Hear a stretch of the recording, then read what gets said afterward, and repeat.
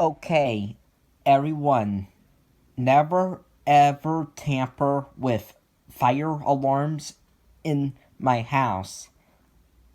That is a big no. You don't ever do that.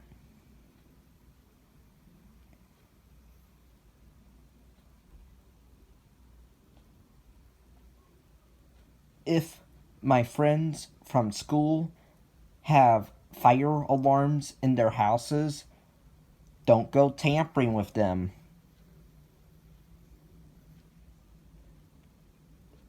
If anybody on the NYC club besides me and Dale have fire alarms in their houses, don't go tampering with them. Don't go to Dale's house and tamper with his fire alarms. Don't go to Gregory M's house and tamper with his fire alarms.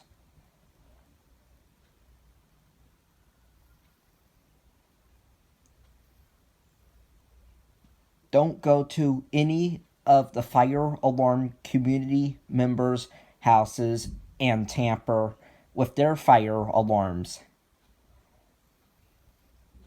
You don't do any of that, and you especially don't tamper with fire alarms in public buildings, or else you will be locked up behind bars.